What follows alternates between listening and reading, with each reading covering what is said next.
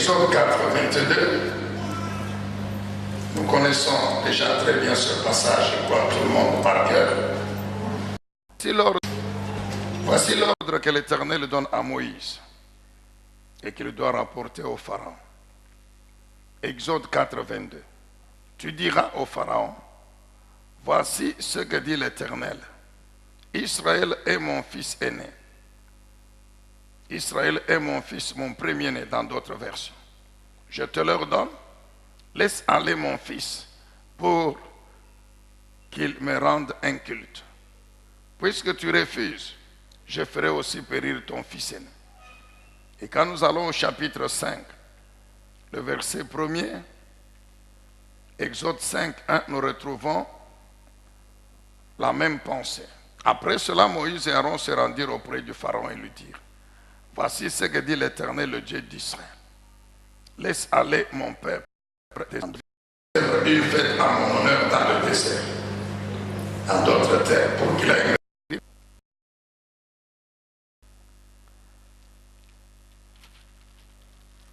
Bien-aimés, nous continuons donc à parler sur délivrer de l'esclavage pour servir l'Éternel. Nous avions en son temps longuement parlé sur Israël.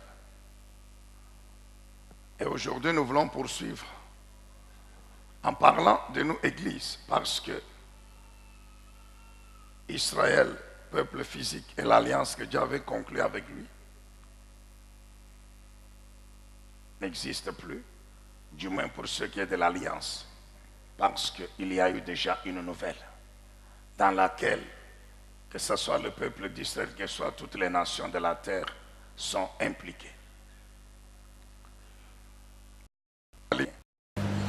Lorsque nous lisons Apocalypse, chapitre 1er, le verset 5 et 6, ainsi que Apocalypse, chapitre 5, le verset 9 et 10, c'est dans ce passage où il est révélé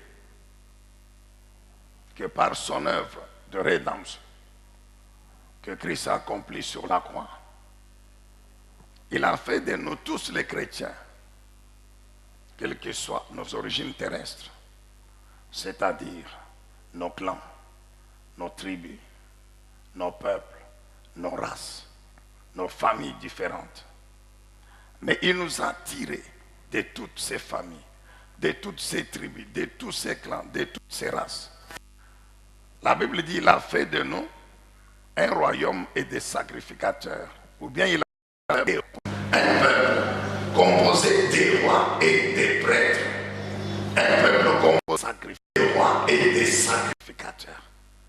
Et qui sont donc au service de notre Dieu pendant qu'il règne sur la terre. C'est important, bien-aimé.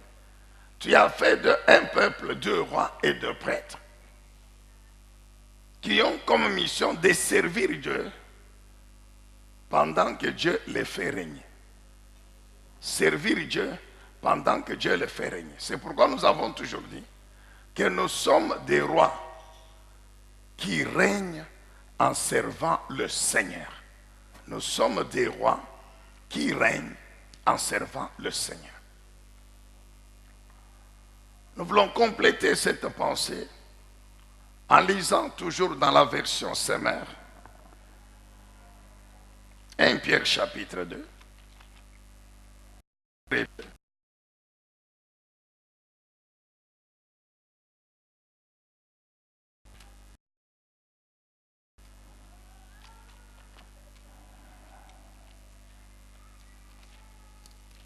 1 Pierre chapitre 2, nous lisons à partir du 4e verset. 1 Pierre 2, 4, nous lisons. Approchez-vous de lui, car il est la pierre vivante, que les hommes ont rejetée, mais que Dieu a choisie, et à laquelle il attache une grande valeur, une grande importance. Et vous aussi, comme des pierres vivantes, vous qui formez un temple spirituel, édifiez-vous pour constituer une sainte communauté de prêtres ou de sacrificateurs, qui sont chargés de lui offrir des sacrifices spirituels qu'il pourra accepter favorablement. Voici en effet ce qu'on trouve dans l'Écriture à ce sujet. Moi, choisi, d'une grande valeur, celui qui met sa confiance en elle, en cette pierre, ne connaîtra jamais le déshonneur. Pour vous donc qui croyez, il y a l'honneur. Pour vous donc qui croyez, il y a l'honneur. Mais pour ceux qui ne croient pas, la pierre que les constructeurs ont rejetée est devenue la pierre principale, la pierre d'angle. Une pierre qu'on heurte, un rocher qui fait trébucher. Parce qu'ils refusent de croire à la parole, il leur arrive ce qui était prévu pour eux. C'est-à-dire, ils tombent à cause de cette pierre. Mais vous, vous êtes un peuple élu. Vous êtes une communauté de rois prêtres. Voilà. Comment ça revient? Une communauté de rois prêtres. Une nation sainte. Un peuple que Dieu a pris pour sien. Pour que vous célébriez bien haut les œuvres merveilleuses de celui qui vous a appelé à passer des ténèbres à son admirable lumière. Car vous qui autrefois n'étiez pas son peuple, vous êtes maintenant le peuple de Dieu. Vous qui n'avez pas obtenu compassion, miséricorde, vous avez désormais obtenu compassion. Est-ce qu'on peut dire Amen et acclamer la parole de notre Dieu? Alléluia. Bien-aimés, nous comprenons donc. Nous avions dit que nous, les chrétiens, nous sommes d'en haut du ciel. Pourquoi? Parce que si nous sommes devenus chrétiens, par la puissance du sang de Jésus, par sa parole, par la puissance du Saint-Esprit, nous sommes nés spirituellement. C'est la nouvelle naissance que nous avons encore expliquée la semaine passée, qui concerne l'homme spirituel. Jésus a dit, vous devez renaître d'en haut. C'est-à-dire, comme tous les hommes de la terre, vous êtes nés d'en bas. C'est la naissance physique, humaine, charnelle, à partir de nos pères et de nos mères. Mais Jésus dit, pour vous, chrétiens, vous devez renaître d'en haut. C'est-à-dire par la puissance de mon sang, de la parole et de mon esprit. Nous vous avions expliqué la semaine passée. Donc nous sommes nés d'en haut. Et nous qui sommes nés d'en haut, la puissance de Dieu. Dieu nous a établis des rois et des prêtres. Dieu nous a établi son peuple qu'il a choisi à lui. Tous les hommes de la terre ont été créés par Dieu.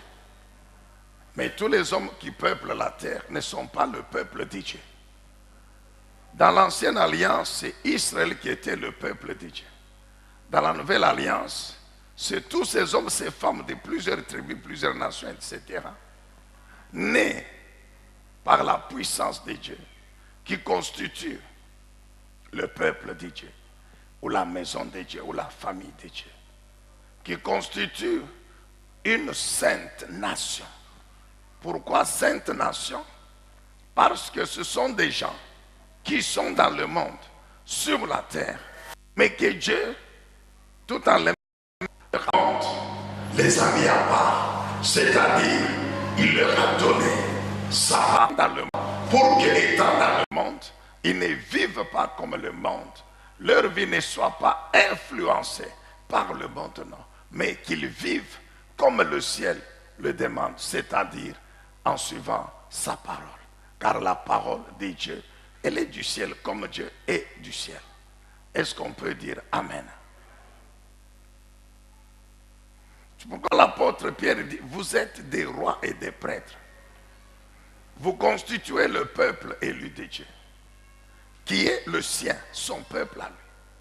Vous constituez une sainte nation. Mais pourquoi? Roi et prêtre, depuis Apocalypse, dans Pierre, roi et prêtre, que Dieu laisse sur la terre. Du ciel d'en haut. Mais Dieu nous laisse sur la terre. Ça peut paraître contradictoire. Des gens qui sont nés du ciel, à partir du ciel, par la puissance du Dieu du ciel, mais qui ne vont pas au ciel, mais qui continuent à vivre sur la terre. Pourquoi Dieu nous laisse sur la terre? Dieu nous laisse sur la terre pour la raison suivante. La Bible dit, pour que nous soyons à son service, au service du Seigneur, et que nous puissions régner par lui, au service du Seigneur, et régnant par Dieu, par la puissance de Dieu. Vous pouvez dire Amen. Dieu nous laisse sur la terre pour que nous puissions le servir. Car dans ce service, il y a une mission importante. Suivez bien, peuple de Dieu. Dieu nous laisse sur la terre avant de nous appeler au ciel pour que nous puissions le servir. Car dans ce service, il y a une mission importante. Quelle est cette mission? C'est Matthieu chapitre 28. Matthieu chapitre 28, le verset 18, que toi et moi nous connaissons très bien. Matthieu 28, 18, la Bible dit, alors Jésus s'approcha d'eux, eux sont les apôtres.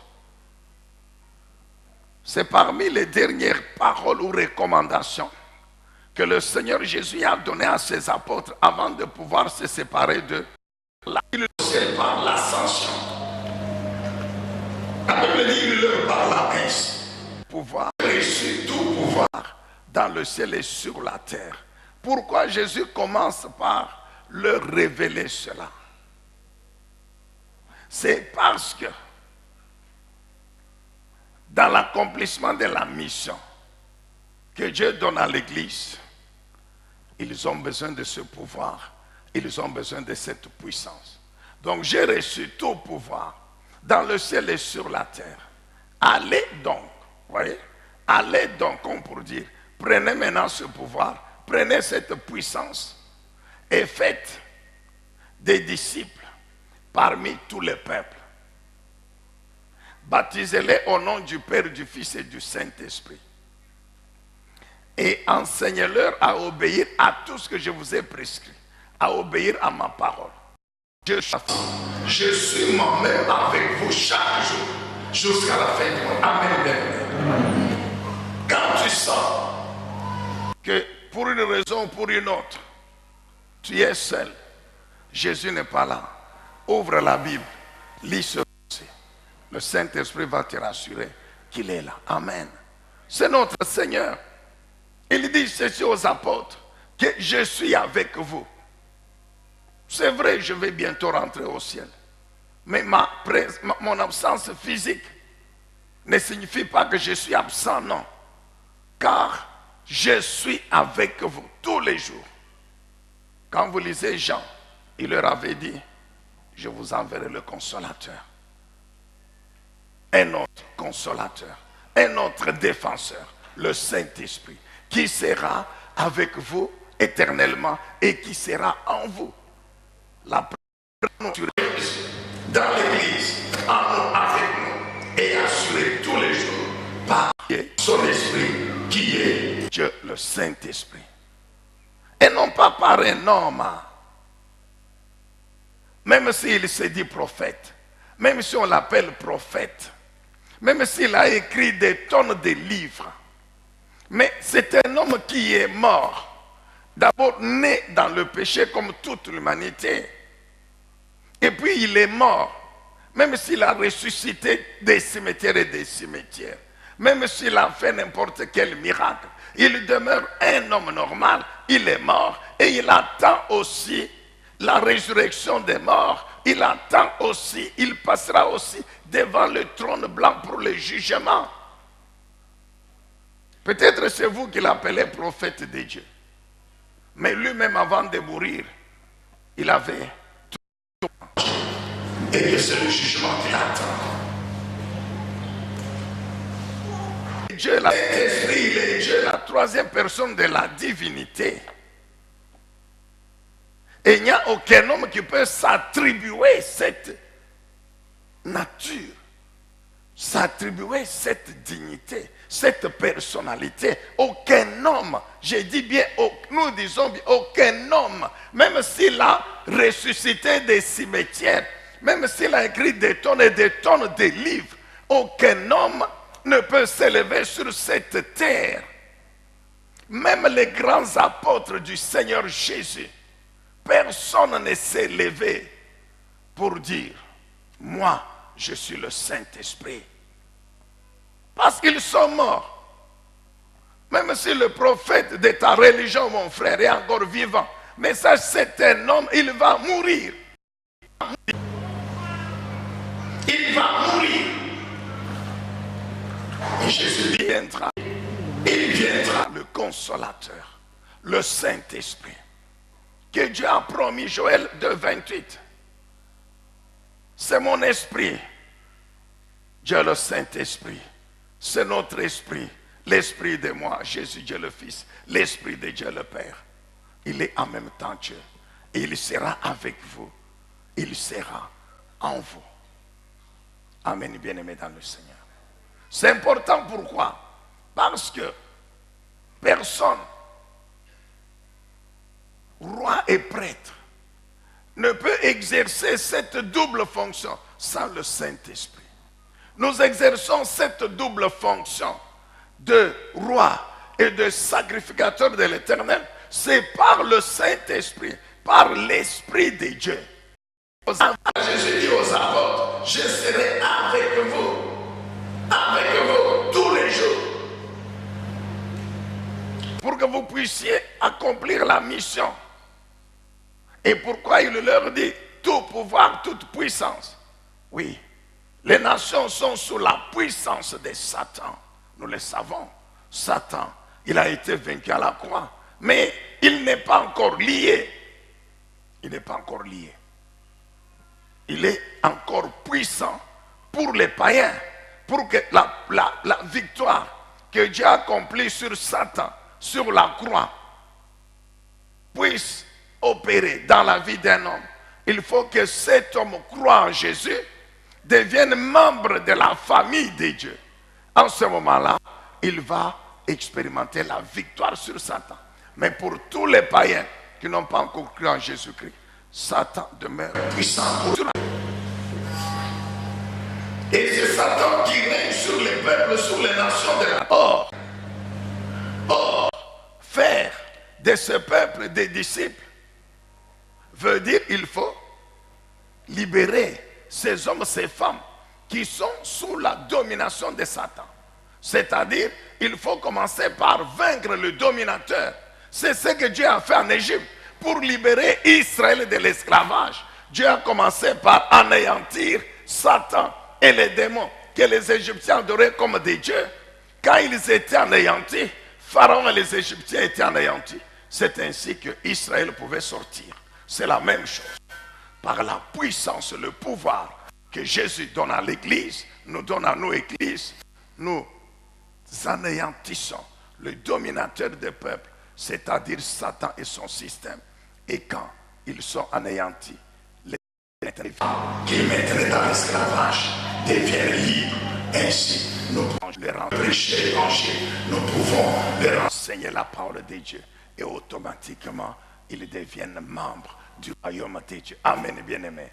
C'est pourquoi l'apôtre Pierre dit, il nous a transportés des ténèbres au royaume de la lumière, qui est son royaume représenté sur la terre par l'Église que toi et moi nous constituons. Et c'est ça, le temple spirituel dont Pierre parle, c'est l'Église. Donc les rois et les prêtres constituent l'Église, ou la représentation du royaume de Dieu sur la terre.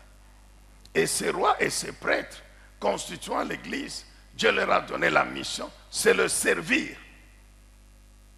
Le servir avec la mission d'amener les peuples les disciples de Jésus. Alléluia. Pour qu'ils soient aussi sauvés. Pourquoi Dieu nous maintient encore sur la terre, mon frère? Pourquoi Jésus ne vient pas nous prendre? Parce que sur la terre aujourd'hui, il y a près de 8 milliards d'habitants. Sur les 8 milliards, il n'y a pas encore plus de 2 milliards de chrétiens véritables. Lorsqu'on prend toutes les confessions religieuses chrétiennes, vous les connaissez.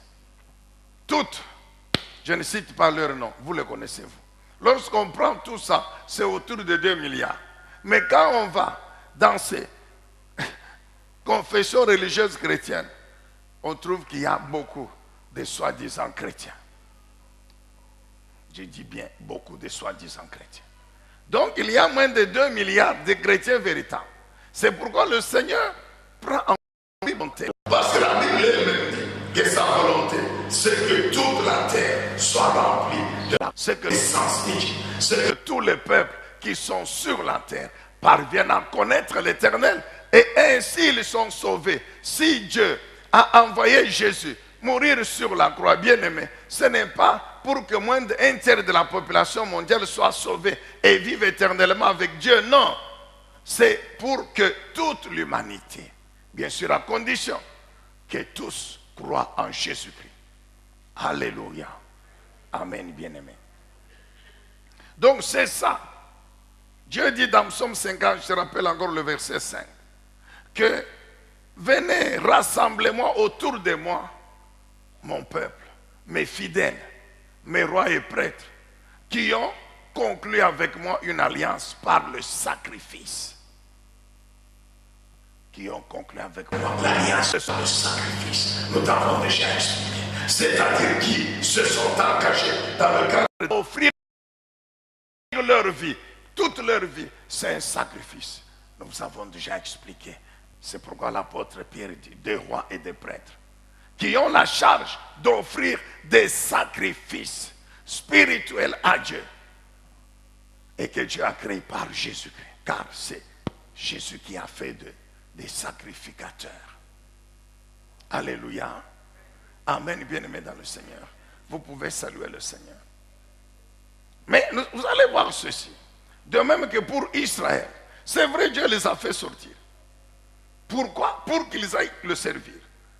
Et nous avons compris que c'est dans le désert que Dieu, à partir du désert, que Dieu a commencé à apprendre à Israël comment le servir. Je renvoie toujours au message du dimanche passé. Mais les gens, ce n'était pas facile pour ces gens. Il y a eu beaucoup d'obstacles. Faute de temps, nous n'avons pas le temps de revenir sur tous les obstacles. Depuis même, dès que Dieu a dit à Moïse et Aaron, allez dire à Pharaon, la Bible dit que Pharaon a augmenté la souffrance. Il a augmenté les charges. Vous n'avez qu'à le lire dans Exode 5. Pharaon a augmenté les charges. Au point que les Israélites, c'est la première fois qu'ils se sont révoltés contre Moïse et Aaron. Pour dire à Moïse et Aaron, vous nous avez amené l'épée. Vous nous avez amené la mort. Ce n'est pas la délivrance, ça. Car depuis que vous êtes venus, notre situation s'est compliquée. Compliquée totalement. Depuis que vous êtes venus. Vous êtes venus nous sauver, nous délivrer. Vous nous avez amené la mort. C'était que même grave, bien que même Moïse, je crois le verset 22, Exode 5, 22. Même Moïse, la Bible dit Moïse se tourna vers l'Éternel et il prie, il dit Seigneur, mais pourquoi fais-tu tant de mal à ce peuple? Pourquoi donc m'as-tu envoyé? Vous voyez un peu, c'était pas facile. Ça c'est le premier obstacle, mon frère. C'était pas facile. La situation était devenue très grave au point que même Moïse dit non Seigneur, non. Donc tu nous as envoyés non pas pour faire du bien à Israël, mais pour augmenter son malheur. Après, il y a eu la délivrance. Mais vous savez, d'abord, Pharaon a résisté. Tantôt, partez vous-même, laissez vos femmes, vos enfants. Tantôt, partez avec vos femmes, vos enfants, laissez les biens, etc. Jusqu'à ce que... Et quand même ils sont sortis, Pharaon réorganise l'armée Sur l'enrichissement de l'Éternel, Israël, il est devant la main gauche. Il est devant. Donc tout ça, c'était pour donc, des obstacles que l'ennemi a mis pour ramener Israël en Égypte, pour l'empêcher d'aller servir Dieu et de posséder l'héritage. Et vous allez voir bien. Et dans le désert, il y a eu quoi? Il y a eu l'idolâtrie d'Israël. Dans le désert, il y a eu des situations difficiles, comme la faim, comme la soif, etc. Donc toutes ces choses ont travaillé de manière à bloquer Israël, à le retourner en Égypte, dans l'esclavage. Donc pour l'empêcher de servir Dieu et de posséder l'héritage. Vous pouvez dire Amen. C'est la même chose pour l'Église aujourd'hui. Et nous allons nous étaler là-dessus parce que ça te concerne, ça me concerne. Toi et moi, nous sommes des rois et des prêtres. Et dans le cadre de se servir de faire des nations des disciples. Mais regarde mon bien-aimé. Pendant que nous vivons sur la terre, mais il y a beaucoup d'obstacles. Il y a beaucoup d'obstacles. Et Dieu n'a jamais dit qu'il n'y aura pas d'obstacles, non. Les obstacles sont là. Des situations, des puissances, des choses qui travaillent pour nous empêcher de servir Dieu, pour nous empêcher de posséder l'héritage. Retenez rapidement, parmi ces obstacles, un, il y a la pression de la vie passée. La pression de la vie passée. 2, il y a la tentation. 3, il y a l'idolâtrie. 4, il y a les persécutions, les tribulations. 5, il y a les puissances démoniaques, sataniques, du diable, des ténèbres. 6, il y a les situations difficiles, comme les souffrances, comme les épreuves, qui nous arrivent, qui sont dans nos vies. Nous, les enfants de Dieu, non pas parce que nous avons péché, nous vivons dans le péché, non. Mais parce que Dieu permet, et nous savons pourquoi Dieu permet. Mais ces situations sont là. Donc, vous pouvez allonger la liste, mon bien-aimé. Et si vous entrez en détail, en profondeur, vous allez comprendre comment ces choses, ces situations, ces puissances sont un obstacle. Travaille pour nous empêcher de servir. Or, là où il n'y a pas service à Dieu, il n'y a pas non plus possession de l'héritage. Il n'y a pas non plus de bénédiction. Il n'y a pas non plus de règne. Alléluia. Amen, Église. Parlons rapidement de la pression de la vie passée. Mais il s'agit de la vie avant la conversion. De la vie qui caractérise tous les païens ici.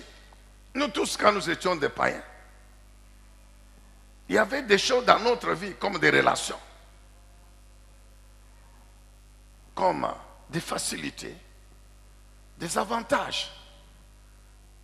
Là où nous travaillons, en famille, dans tous les milieux où nous sommes, où nous vivons là, des avantages. Quand nous étions des païens, même le travail. J'ai donné une illustration pour le travail. Un païen, c'est normal. Il peut travailler dans une boîte de nuit, dans un bar. Un païen, dans un bar de travail. On vient de dire que non, dans la boîte de nuit, ici, on cherche quelqu'un pour servir, pour faire un peu quoi. Il ne va pas refuser. Mais nous savons que le milieu est là comme le bar, comme la boîte de nuit. Ce qui se passe là-bas, la musique, ce que vous voyez, hein, vous connaissez, non? Tout ça, ça souille l'homme, ça souille l'homme spirituel. Donc, ça conduit l'homme au péché. Mais c'est un travail.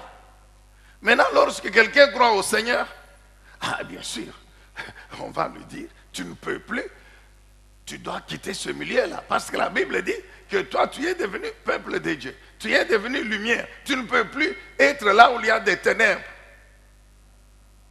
Toi, tu es devenu de Christ. Tu ne peux pas travailler dans un milieu où c'est ça. C'est le péché qui est là. Alors maintenant, le chrétien qui vient de se convertir, il se retrouve sans travail parce que ce n'est pas le lendemain que Dieu va donner le travail. Nous savons comment Dieu fait. Donc cet homme, il est chrétien, mais il est chômeur. C'est ainsi que vous trouvez les hommes, surtout si c'est la femme qui l'a amené à la foi, elle va faire comme ça. Si cet homme-là n'est pas encore mûr, et c'est-à-dire chaque fois que la femme lui demande l'argent, donc ils vont à l'église comme vous êtes là.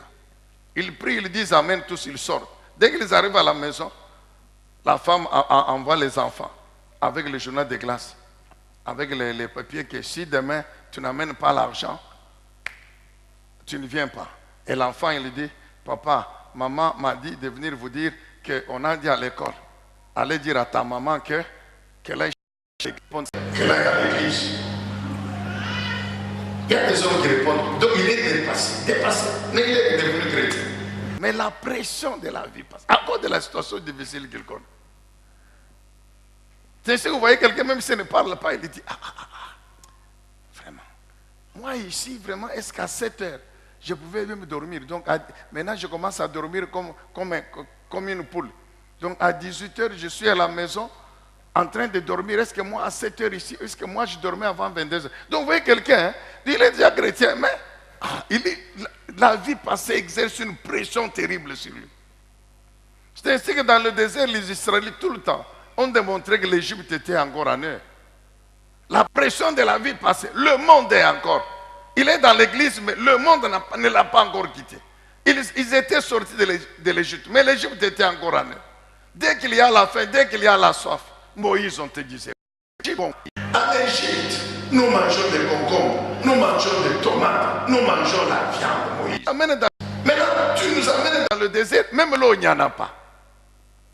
La nourriture que tu nous donnes, c'est seulement le pain ici, qui n'est même pas comparable au pain que nous mangeons en Égypte. Amen, bien-aimé dans le Seigneur. La pression de la vie passée avant la conversion.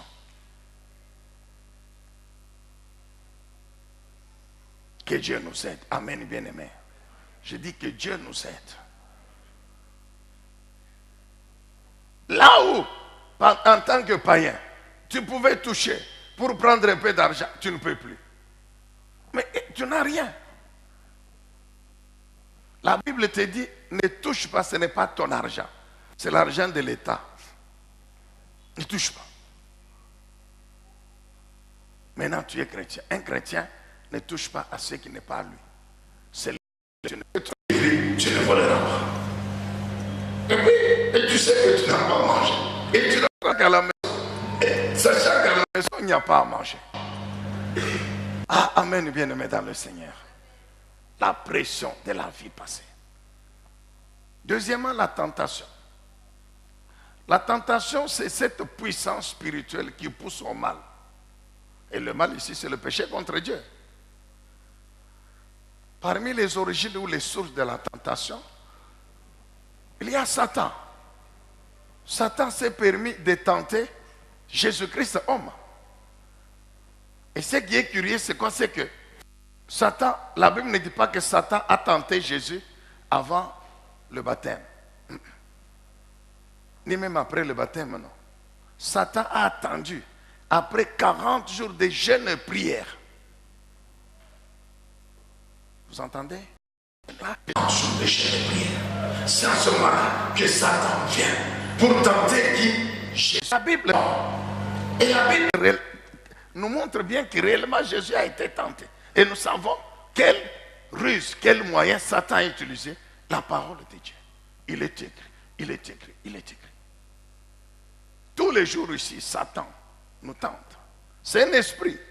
Il s'attaque à l'esprit du chrétien. Pour lui dire, toi tu dis que tu es enfant de Dieu. Mais tu es en train de mourir de faim. Toi tu dis que tu es enfant de Dieu. Mais tu es en train, tu es malade. Tu n'es pas guéri. Tu entends des voix comme ça. Quel est l'objectif de Satan? Que tu abandonnes la foi. Que tu murmures. Que tu parles contre Dieu. Que tu déclares, non, non, je suis fatigué. J'abandonne. C'est ce qu'il poursuit.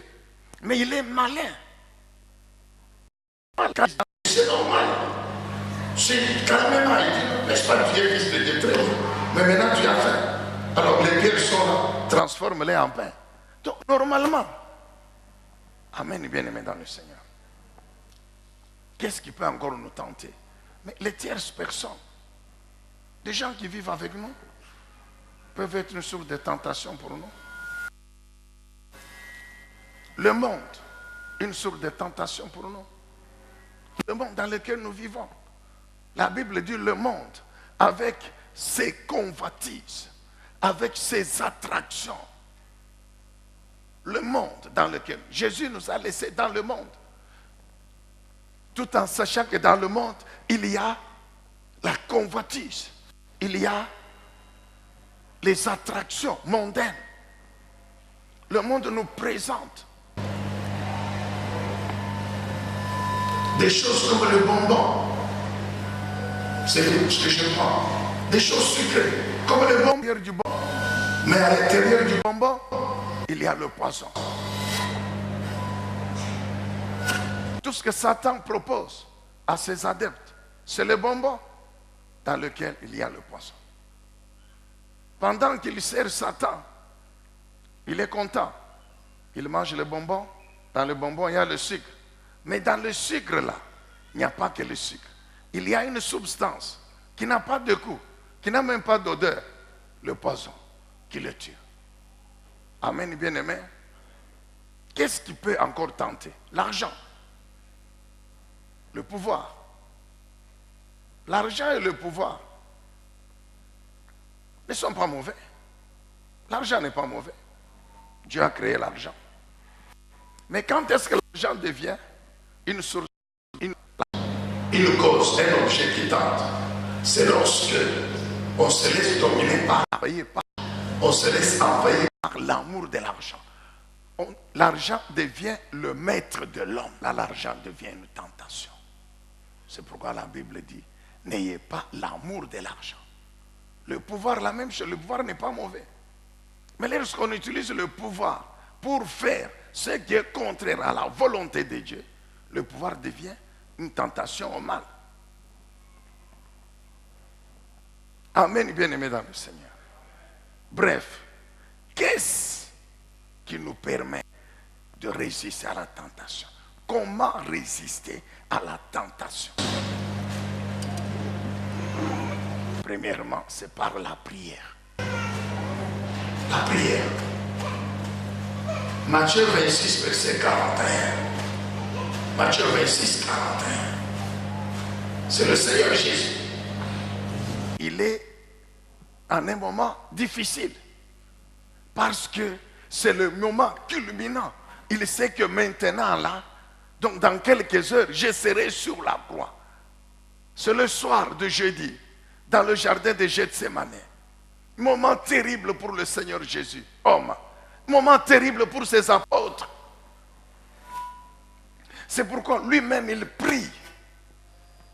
Il prie. Parce que la tentation qui menaçait le Seigneur Jésus était laquelle? C'est que, voyant la souffrance, le film de la souffrance, il renonce.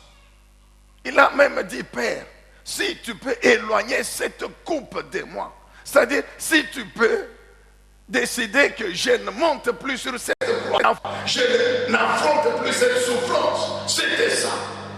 Mais il s'est ressaisi. Il a dit, non, Père, c'est pour cette croix que je suis venu dans le monde. C'est pour cette croix que j'ai accepté de venir comme un homme sur la terre. Alors que ta volonté soit faite. La Bible dit, quand il a parlé comme ça, Dieu a envoyé les anges, l'ont fortifié. Mais il y avait un problème aussi pour les apôtres. C'est ainsi qu'il leur dit, priez, veillez, priez, ne dormez pas. Il a pris les apôtres, il les a scindés en deux groupes. Il prend Pierre, Jacques et Jean, il monte avec eux vers le sommet. Et puis les autres, il les laisse en bas. Maintenant, quand il prie, il s'élève. Il vient vers les trois, qu'il trouve toujours endormis. Il les réveille. Je vous dis, veillez et priez. Pourquoi il leur dit? Il dit bien, à toute tentation que puisse vous emporter. Quelle tentation? Mais c'est la situation difficile. laquelle ils allaient être confrontés dans les heures qui suivaient. Quand les gens sont venus pour arrêter Jésus, bien aimé, on l'a arrêté. On a commencé à le fouetter. Jésus ne fait rien. Le même qui a fait des miracles. Le même qui a chassé les démons. La Bible dit que ceux-là même qui sont venus l'arrêter, il les a renversés par terre. Tous. Les apôtres étaient là, ont assisté au spectacle. Mais il lève les mêmes gens et puis il lui dit arrêtez-moi. Et puis on l'arrête. On commence à le gifler. On commence à le taper. Jusqu'à le crucifier. Le spectacle était terrible. C'est ainsi que tous les apôtres ont fui. Ils se sont dit, si lui, le maître, le plus fort, on le fait comme ça. Alors nous, on va couper seulement la tête directement. C'est ce qu'ils ont fait. C'est ce que Jésus leur a dit. Priez, parce que la situation qui est devant vous, elle est terrible. Elle sera tellement forte, ce sera une tentation qui peut amener beaucoup d'entre vous à même me renier, me rejeter. Pierre n'a-t-il pas renié Jésus? Jésus n'est pas encore mort, il est vivant. Mais quand Pierre a vu, il était là où on jugeait Jésus. Jésus, il est là, devant Pilate, devant Hérode, devant les Sanhédrins. On le juge. On le juge. Pierre regarde et dit, toi, tu étais avec lui. Non, je ne l'ai jamais connu. Amen. C'est pourquoi il fallait qu'il prie. Je ne l'ai jamais connu. 3 fois. Pourquoi? C'était fort. Quand Jésus était sur la croix, la Bible dit quoi? Un seul, Jean, était avec Marie et les autres femmes. Tous les autres fuitent. Vous savez, c'était tellement difficile. On nous a parlé de la résurrection l'autre dimanche là. Lis Luc 24, tu comprendras que la situation là a été difficile. Parce que les apôtres, ils s'étaient enfermés. Enfermés. Donc ils continuent à avoir peur. Enfermés dans la maison. Ils continuent à avoir peur. Quand Marie pour leur dire que Jésus est ressuscité, ce n'était pas facile. Ils ont refusé. La Bible dit, ils ont pris cela comme des absurdités, comme des niaiseries. Mais Marie est en train de leur dire que Jésus est ressuscité. Et Jésus leur avait dit. Mais la situation était tellement grave, terrible, qu'ils ont refusé d'accepter, mon frère. Ils étaient cachés. Donc, par la prière, Dieu nous permet de résister, de vaincre la tentation. Amen. Mais aussi par la parole de Dieu. Jésus a vaincu Satan par la parole. Satan est venu avec la parole. Et c'est avec la parole que Jésus a vaincu Satan. Amen. Amen. Bien. C'est par la parole que Jésus a vaincu Satan. Lisons les 2 Pierre chapitre 3. 2 Pierre chapitre 3. Le verset 17. Et puis on mettra Hébreux 12, 4. Voici 2 Pierre 3, 17. Vous donc, bien-aimés, vous qui êtes avertis, c'est-à-dire avertis que Satan est là, il tente. Mettez-vous sur vos gardes, de peur qu'entraînés par l'écartement des impies, vous ne veniez à déchoir de votre fermeté. Les impies ici sont les païens, sont les tierces personnes qui sont encore dans le monde, qui sont des païens. Des gens qui vivent avec nous, dans la famille, au travail, au marché, partout où nous sommes, mais des païens. C'est ça les impies. C'est une source de tentation. Pierre dit, soyez prudents tenez ferme de peur que vous ne tombiez dans leur piège et que vous deveniez comme eux. Alléluia. Amen, Église. Hébreux 12, verset 4. Nous connaissons. Quand vous lisez le premier verset, etc., la Bible dit quoi? S'adressant aux chrétiens. La Bible dit que comme nous sommes environnés par une multitude de témoins, rejetons quoi? Tout fardeau et le péché qui nous enveloppe si facilement et courons avec persévérance dans l'arrière qui nous est ouverte. La tentation au péché est là, le fardeau est là, mais qu'est-ce que nous devons faire? C'est persévérer, ayant les regards fixés sur Jésus, celui qui suscite notre foi, qui l'a mis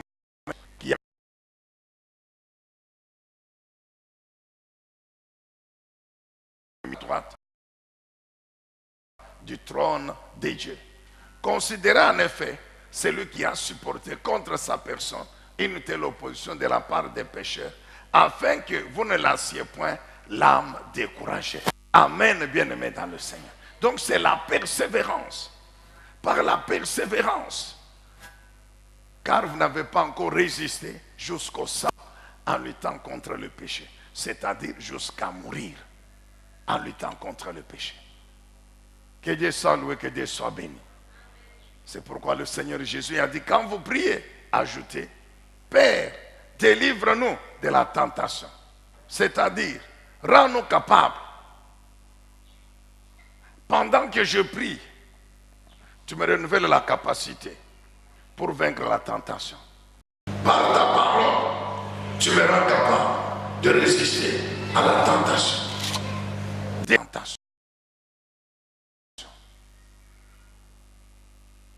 Amen, bien-aimé. Ne nous laisse pas exposer à la tentation. Ne me laisse pas vaincu par la tentation. Ne nous induis pas en tentation. Ça ne veut pas dire que Dieu tente. Non.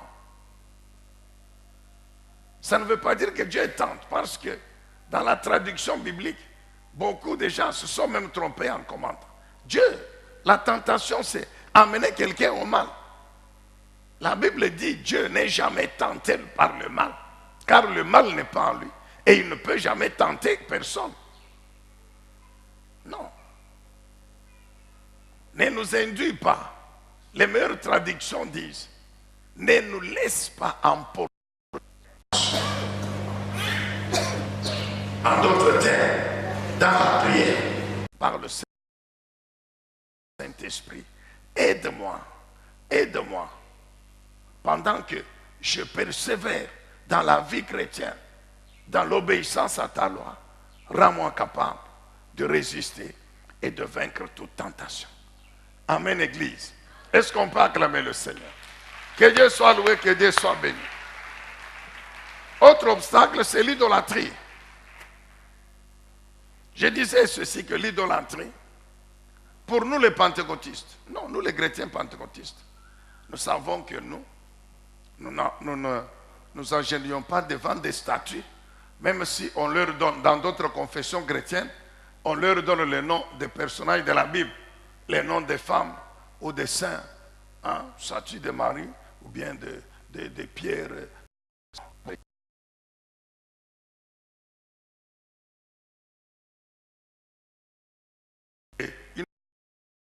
Une grande photo de Jésus et les gens à genoux en train de s'adresser à la photo en disant Jésus. Ils font même la main comme ça, comme si Jésus c'est la photo là-bas.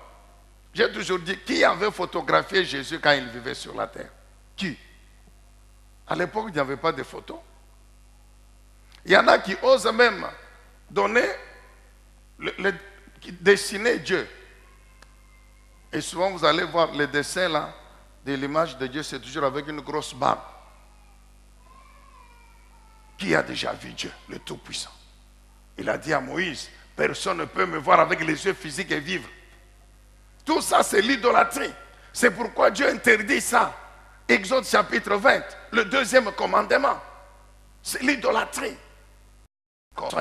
Mais il y a une forme d'idolâtrie qui nous menace, qui est aussi terrible. Ce sont des choses qui sont liées à notre vie, qui ont pris la place de Dieu. L'idolâtrie, c'est qu'une autre puissance, une autre chose prend la place de Dieu. C'est le travail. D'autres les études, d'autres même le mariage. Le mariage a pris la place de Dieu. Le travail a pris la place de Dieu. Vous entendez les chrétiens dire, n'est-ce pas, dans la Bible c'est écrit que le travail produit l'abondance. N'est-ce pas, c'est écrit, je te bénirai dans la ville et dans le champ. Je bénirai toute œuvre de tes mains. Alors, il faut que je travaille pour que Dieu me bénisse. Très bien. Mais ce n'est pas écrit que dès que tu trouves le travail, non. C'est dans l'église, pendant que je prie, que Dieu m'a donné le travail. Comment? Quand maintenant je travaille, j'oublie l'église où j'ai reçu le travail. Je n'ai plus de temps pour venir à l'église où Dieu m'a donné le travail. Je suis insensé. Mais si je suis sage, je dois continuer à venir à l'église pour que Dieu me protège dans le travail, pour que Dieu bénisse effectivement le travail. Vous trouvez les femmes, surtout les jeunes femmes là qui se marient là. Non, n'est-ce pas? On nous a enseigné que la femme doit se soumettre à son mari, c'est-à-dire doit à manger, et puis à 17 heures, quand je rentre à la maison, je dois te trouver. Je dois te trouver quand je rentre à 17 heures. Donc, vous voyez, donc, or, comme vous, l'église là-bas, c'est toujours 18h, 18h30. Donc, j'aurai des problèmes avec mon mari. Donc, vous voyez, mon frère, comme on est encore au début, vous voyez, les hommes ici, on ne sait pas. Donc, cette jeune femme, automatiquement, elle ne vient plus à l'église. Les jours comme dimanche ici, comme l'homme a dit qu'à 11h, donc, l'homme, il a dit ceci. De lundi à samedi, je mange à midi. Le dimanche, je mange à 11h. Maintenant, la femme fait les calculs. Ah, mais si je vais à l'église, le culte Papa Zagri, c'est toujours 11h que nous sortons. J'aurai des problèmes avec mon mari. C'est ce que la femme dimanche, elle reste à la. Mais nous prions.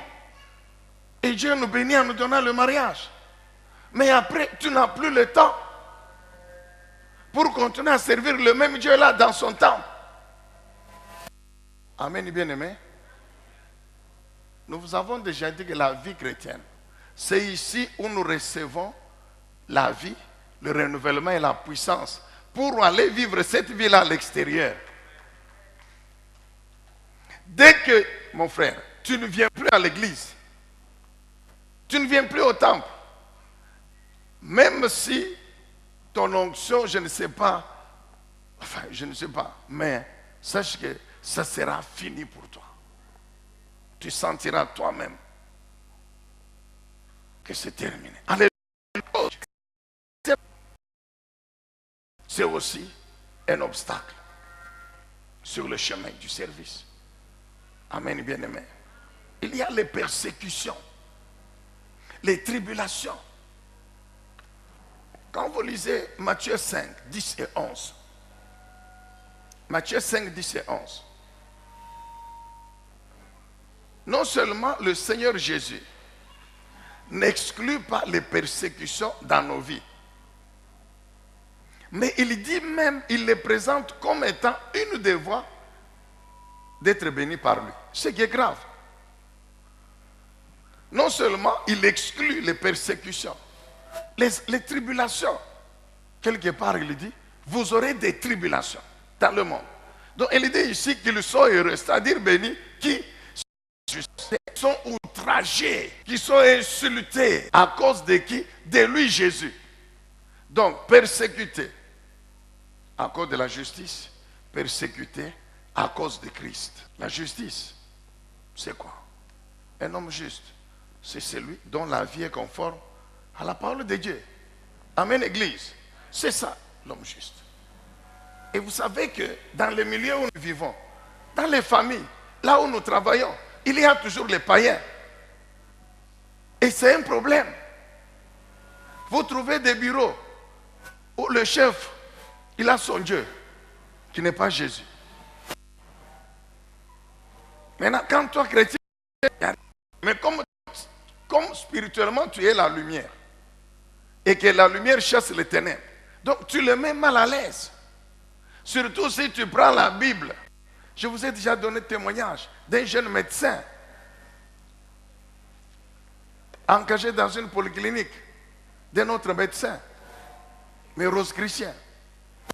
Le responsable de la polyclinique lui dit clairement que ne viens jamais ici au travail avec ce livre ici. Surtout, ne le lis jamais ici. Abandonne ton histoire là de chrétien. Viens là où je suis.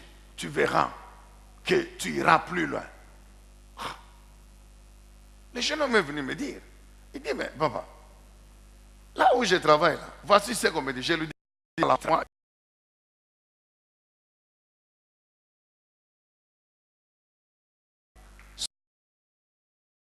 s'il te chasse, qu'il te chasse, Dieu te prendra en charge. C'est la persécution.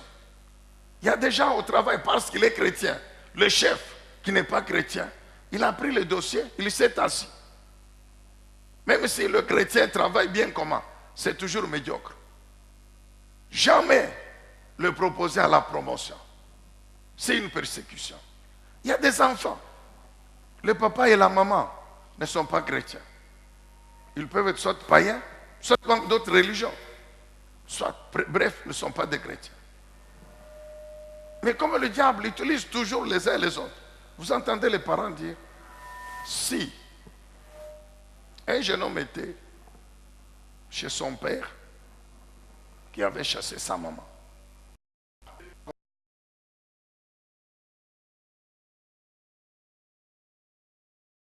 Mais, qu'est-ce qu'ils disent aux garçons? Ou tu viens là où nous sommes, tu quittes là-bas, à l'église là-bas où tu pries, chez les pentecôtistes, ou nous arrêtons tout soutien. On ne te paye plus les études, on ne te paye plus les minervales, on ne te donne plus rien. Le garçon dit, même les foufous, il faut que tu sois là quand on vient de les préparer. Mais si tu es absent quand on a préparé, soit que tu es au cours, quand tu arrives, tu dors affamé. Ah, j'ai dit Seigneur, j'ai dit il n'y a pas de problème. Nous allons te supporter. Cet enfant était encore en deuxième graduat. On a supporté, on a payé ses études. Deuxième graduat, troisième graduat. Et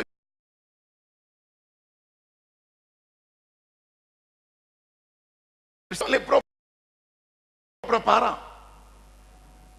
À cause de la justice. À cause de Jésus-Christ. Alléluia. Il a dit, vous aurez des tribulations. Mais prenez courage. Qu'est-ce que signifie prenez courage? C'est-à-dire, reconnaissez que vous serez persécutés. Mais comme je suis avec vous, continuez à me servir, je finirai par vous délivrer. J'ai dit que quand vous examinez les vies des apôtres de Jésus-Christ, les vies des apôtres de Jésus-Christ, bien-aimés dans le Seigneur, vous allez vous rendre compte, en dehors des gens, qui est mort, de mort naturelle. Mais la Bible dit que dans l'île de Patmos, les yeux étaient crevés. Tous sont morts martyrs. Il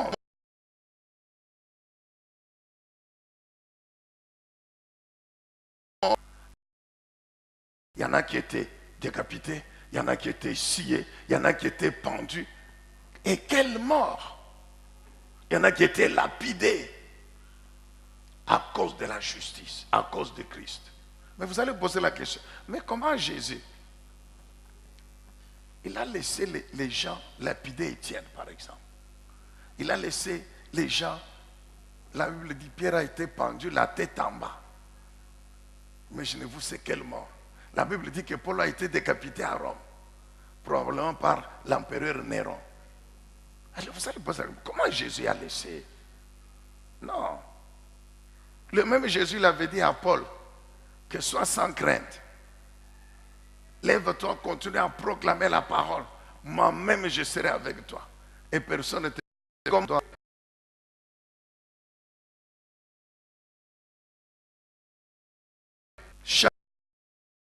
chacun des apôtres du Seigneur n'avait pas encore terminé la mission d'évangélisation, d'implantation des églises. Personne ne pouvait toucher à sa vie sur la terre. Personne. Mais lorsque le Seigneur, dans son plan, estimait que le temps que j'avais prévu pour Paul est arrivé, pour Pierre est arrivé, le Seigneur pouvait permettre. Il retire seulement son serviteur. Il retire l'esprit et l'âme. Mais non, il laisse le corps. Et il croit qu'ils sont en train de punir le serviteur de Dieu. En réalité, le serviteur de Dieu, il est déjà parti. C'est le corps qui... Donc c'est comme si tu vas à la mort, tu sors le cadavre, tu coupes la tête. Tu perds ton temps. Tu vas te glorifier que Miri Mukatagichi.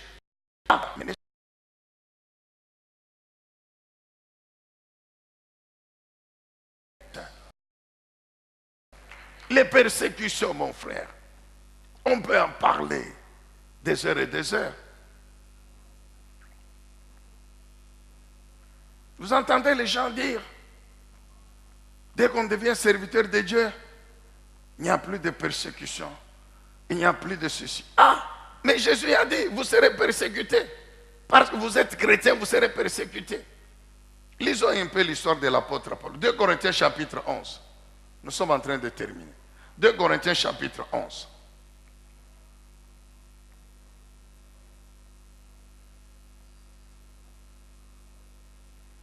De Corinthiens chapitre 11. Le verset 23 jusqu'à la fin du chapitre.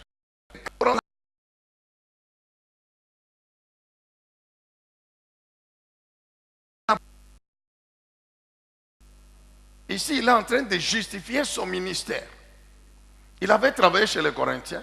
Il a implanté l'église. Mais quand il est parti, il y a eu les serviteurs de Satan qui sont venus prêcher autre chose, détruire le ministère de Paul, s'en prendre même à sa personnalité, à sa personne.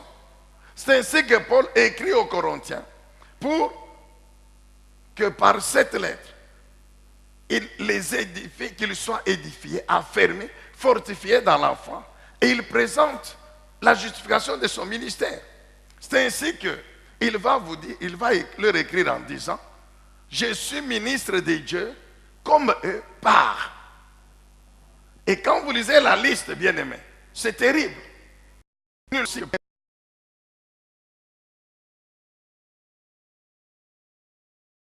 Non. Parce que j'ai ressuscité 5 morts. Parce que j'ai chassé 1000 démons à la fois. Parce que non. Non. Il justifie son ministère par les souffrances. La liste, elle est longue, mon frère.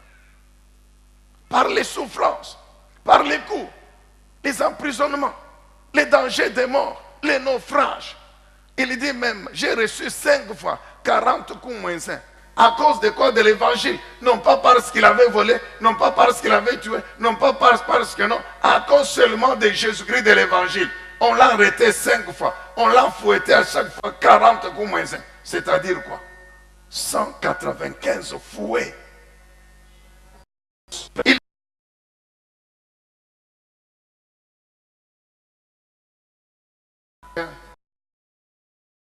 2 Corinthiens chapitre 12. Paul va tomber malade. Il va tomber malade. Et il dit quoi? Dieu a pris une écharpe. Il m'a mis dans la chair. Il dit même un ange de Satan pour me souffleter. Moi, en essayant de comprendre, je me dis, comment il parle de l'écharpe dans le corps et il dit un ange de Satan. Donc, quelque part, Dieu permettait à ce que Satan, par ses adeptes, ses anges, puissent le persécuter. L'écharpe, c'est une maladie dans le corps. Si on relie les deux, écharpe, ange de Satan, est-ce que c'est l'ange de Satan qui était à la base de la maladie?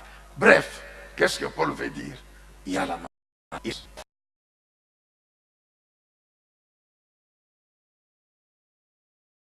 Dieu me dit, ma grâce te suffit. 3 fois veut dire, j'ai beaucoup prié. J'ai beaucoup prié. Mais Dieu ne m'a pas délivré. Dieu ne m'a pas guéri. Dieu me dit, ma grâce te suffit. Et Dieu ajoute, car ma puissance agit quand vous êtes faible. C'est ce que Paul dit. Ok, c'est bon alors. Donc je dois être content. Quand je suis dans les faiblesses, dans les outrages, dans les persécutions, dans les combats, je dois être content quand je suis malade. Pourquoi? Comme Dieu dit que ma puissance agit quand on est faible, alors il faut que je sois heureux. Quand je souffre, je dois être heureux. Pourquoi? Parce que c'est l'opportunité de Dieu.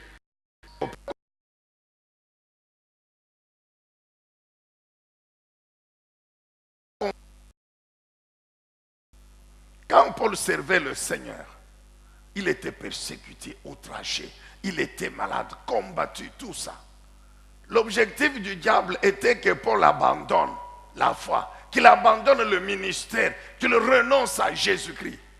Mais au contraire, Paul a continué à servir le Seigneur pendant qu'il était malade, pendant qu'il était en prison, pendant la plupart des lettres, il les a écrites en prison. En prison, emprisonné pour la cause de Jésus, mais il écrit des lettres où il exalte le nom de Jésus. Dites Amen. Il est en prison arrêté à cause de la justice, mais il écrit des lettres où il amène le peuple, les chrétiens, à continuer à vivre dans la justice. Pendant qu'il est malade, il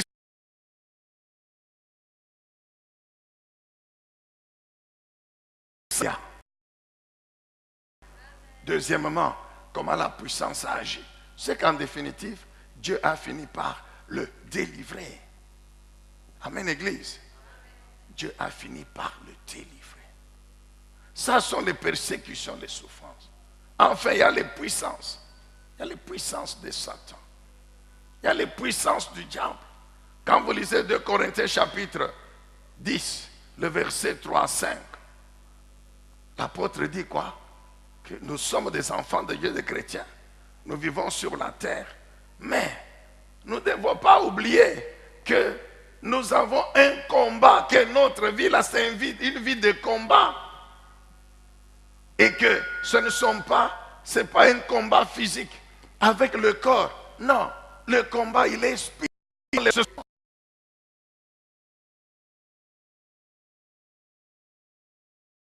Combattre ces choses-là. Parce qu'elles nous combattent aussi. Quand vous lisez Ephésiens chapitre 6, à partir de 10, il dit bien, l'apôtre Paul donne une liste exhaustive. Il parle des dominations, des principautés, des esprits méchants dans les lieux célestes, de ces puissants de la sorcellerie de Satan, qui nous combattent tous les jours.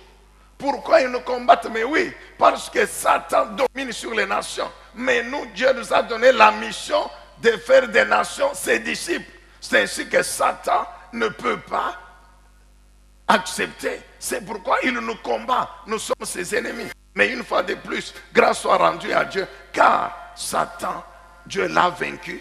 Et quand nous le combattons par la puissance de Dieu, cette victoire est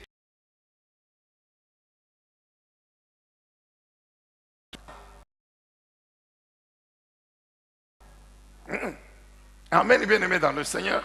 Salue un peu le Saint-Esprit, nous sommes à la fin. Nous voulons prier. Que Dieu soit loué, que Dieu soit béni. Maintenant, en conclusion, la vie est un combat. La vie chrétienne est un combat spirituel. Un combat auquel nous ne pouvons pas échapper, non. Nous devons livrer ce combat. Et nous le livrons non pas par nous, mais avec les armes. Quelle arme? La Bible parle des armes de Dieu. Que ce soit 2 Corinthiens 10, que ce soit Ephésiens 6, la Bible parle des armes de Dieu. Dieu nous donne les armes. Et parmi les armes de Dieu, vous connaissez Ephésiens 6, il est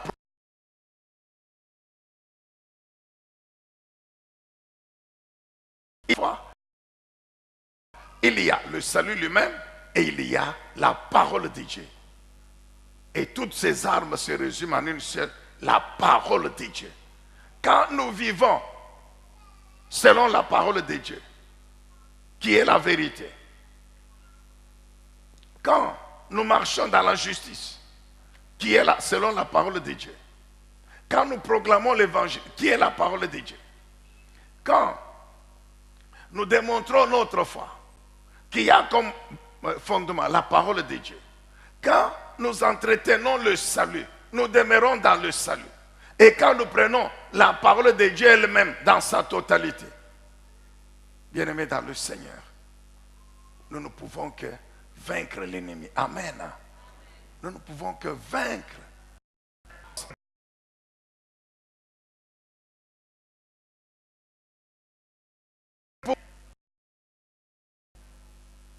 C'est pourquoi l'apôtre Paul écrivant à Timothée,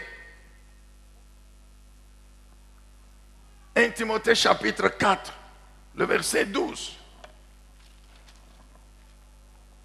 1 Timothée chapitre 6, le verset 12. Il dit à Timothée, et pasteur de l'église d'Éphèse, combat le bon combat de la foi. Combattre le bon combat de la foi, c'est vivre la vie chrétienne en s'appuyant sur les armes de Dieu. Il n'y a pas qu'Éphésiens 6, j'ajoute, il y a la prière. La prière qui s'appuie sur les promesses de Dieu. Les promesses de Dieu qui sont des vérités. Ces vérités qui sont des armes offensives et défensives. Il y a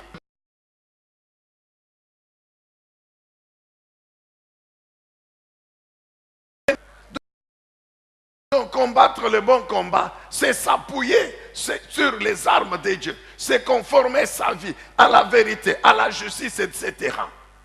C'est s'appuyer sur le Saint-Esprit. Recevoir tous les jours l'intervention de sa puissance.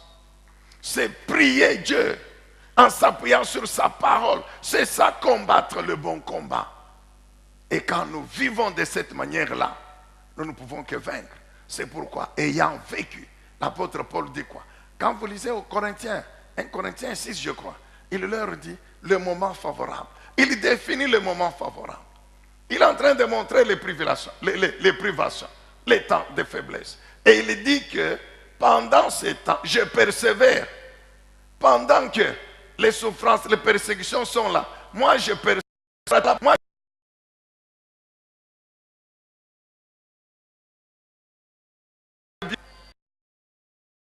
amen et bien aimé. Et enfin, pour prier, nous entendons les gens dire, ça concerne les situations que nous avons. Des souffrances, des épreuves. Non pas parce que nous avons péché contre Dieu. Nous sommes des chrétiens. Nous servons Dieu. Comme là, vous êtes là ce matin, vous êtes venus. Mais parmi vous, il y a des malades. Mais vous êtes venus à l'église tout en étant malade. Parmi vous, il y a des veufs, il y a des célibataires, il y a ce qu'on appelle des stériles, il y a des chômeurs. Donc, parmi vous, il y en a qui ont encore des problèmes liés à la vie sur la terre. Mais ils sont chrétiens. Et vous êtes venus servir Dieu. Et vous entendez les gens du monde dire, par exemple,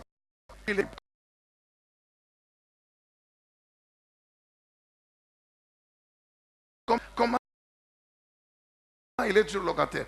Vous entendez les gens dire. Et ce qui est grave, c'est que même au milieu des enfants de Dieu, vous trouvez ce discours-là. Mais si vous êtes là ce matin, mon frère, et que vous avez déjà eu un moment de telles pensées, Ézéchiel chapitre 12. Ézéchiel chapitre 12. Je crois à partir de 21. Ézéchiel 12. Dieu dit quoi? Appelle Ézéchiel. Et il lui dit, écoute ce que j'entends. On peut y aller rapidement. Les gens disent que les jours se prolongent et toutes les visions restent sans effet. On dit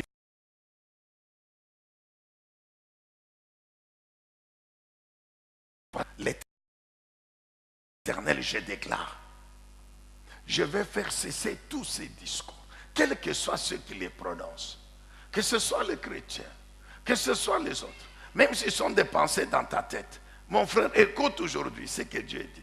Moi, le Seigneur l'Éternel, je vais faire cesser ces discours-là. Qu'est-ce que je vais faire?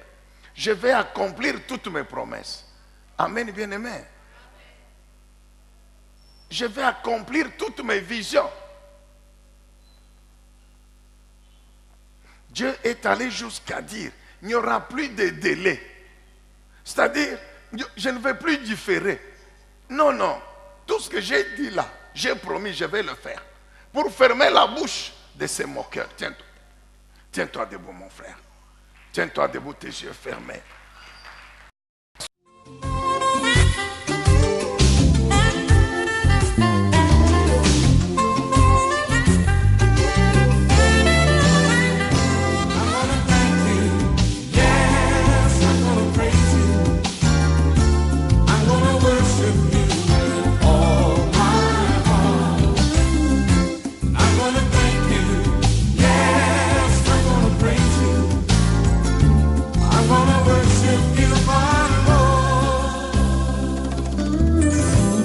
You're the